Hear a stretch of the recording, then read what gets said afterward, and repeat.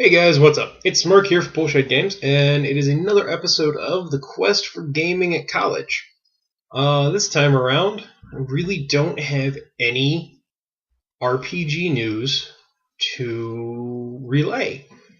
Monday we did not play D&D here on campus because of the fact that myself, the DM, and one of our other players, we were all part of the political science club here on campus, and we had a sort of nearing the end of the semester, getting to know each other better dinner. So that's where we were. That was a good time. It was a lot of fun, and we'll be picking up D&D next Monday, I think, as far as I know. And as for the Pathfinder group at home, this Friday is our Friday to meet. We will hopefully be doing Folsom's Reach, which means that we will be bringing that to you over the course of next week. Probably 3 or 4 videos, maybe 5 at the most, I don't know. Gonna try to keep them between 45 minutes and an hour, because I know sometimes it's a little boring to sit and watch a really long video for a long period of time. Though, I mean, I guess if you're painting or putting models together, that's not a problem. You can just put it on as background noise. But, that's what's going on there, so no role-playing news. However, I have a lot of things that are starting to line up for next semester. I did my schedule, so I know what days I'm going to have free to actually do gaming on campus next semester, and it's turned out that it'll either be Monday nights and Wednesday nights, or Tuesday nights and Thursday nights, which, I know, it's really, as long as I don't get a very overwhelming amount of homework any night except Friday night, it'll be a good night to game for me on campus. I have picked up I picked up one, and I'm going to be picking up another new RPG core books, which I picked up Savage Worlds, which I talked about before. I'm really interested to try that. It's a different system. I've never played it before, but I've heard a lot of things about it. I like that your stats are represented with dice rather than numbers and that kind of thing, and I like that it's supposed to be fast, furious, and fun. After I get a couple of games in with it, I'll let you guys know if it really is fast, furious, and fun, or if it's not all three. I also picked up, for that, the campaign book Fall of Ragnarok, because I have wanted to do a pulp era setting for quite some time, and that one just sounded fantastic. I mean, a setting where the Nazis were so desperate to try to win the Second World War that they summoned the World Serpent, and to stop that from happening, the Americans dropped a nuclear weapon on the World Serpent's head, killing it.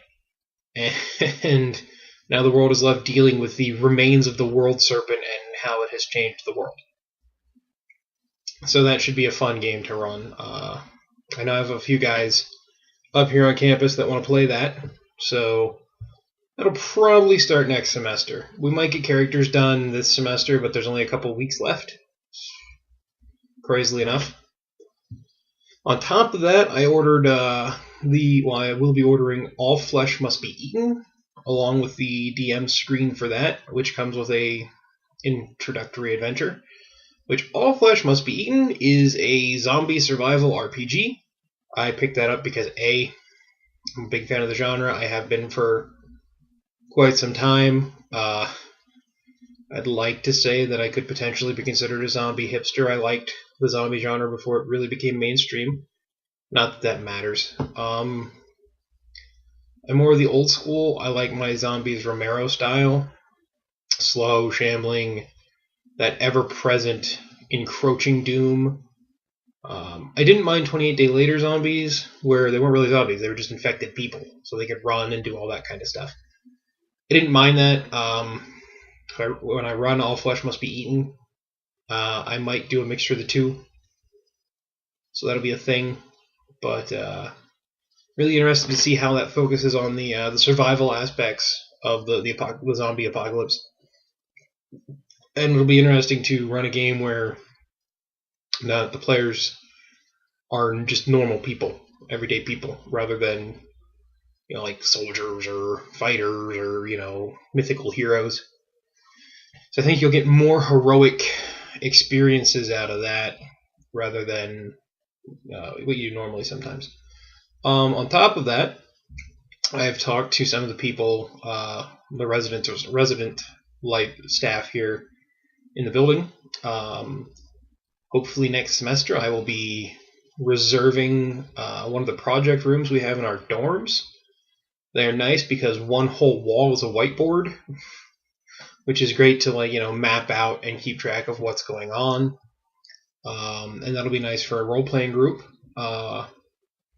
Just last night, my roommate, myself, and two of our other friends had kind of an impromptu gaming night here on campus in the lounge of our building on our floor. We played a game of King of Tokyo, and by a game I mean like 4. Hell of a lot of fun, and like 2 or 3 people stopped by while we were playing to see what we were doing. I think it's again that old saying, if you build it, they will come. Well, for nerds, if you play it, they will come. And I talked to one of my friends who also happens to be an RA in this building, and I said, hey, if I get a poster up, put together about a game night, either like just on the 3rd floor, do I bring it to you guys to get it approved as being not, I don't know, ridiculous, I guess. He's like, yeah, that could happen. So that might be something I look into doing, is like every week bringing a different board game to campus and basically running a first come first served board game night. So that would be kind of neat. But those are the things that I have planned, more so for next semester than this semester, since this semester is coming to an end. Like I said, I really didn't talk about role playing much. But gaming at college is going strong. I mean, it's a lot bigger than I thought it would be after last year, where there wasn't a lot of us. This year I found a bunch of people. And that's not even to mention the Magic the Gathering crowd, which I don't play that anymore, but there is an active community here on campus. I know a bunch of people that play it, including my roommate.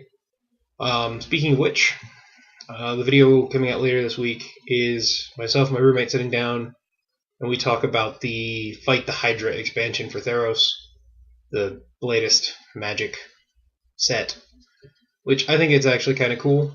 We'll get into that in the video as why, but that's what's coming later.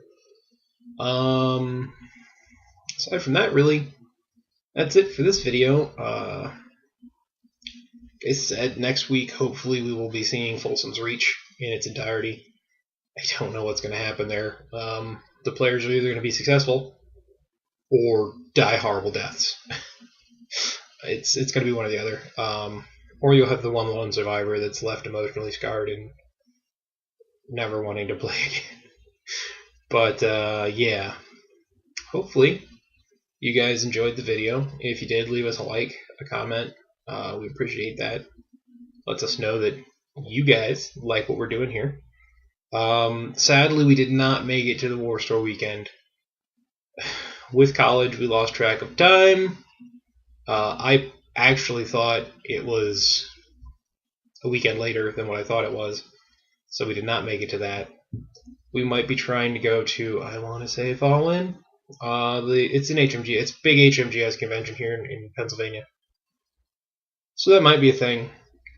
We're still working on getting a better camera, because every once in a while this camera does weird things like on-sync the audio and video, and I don't know why it does that, but it does. And we also need a nicer camera so that we can get convention coverage. But that's it for now, so I'm going to go. Hopefully you guys liked the video, and we'll see you next time here on Bullshit Games.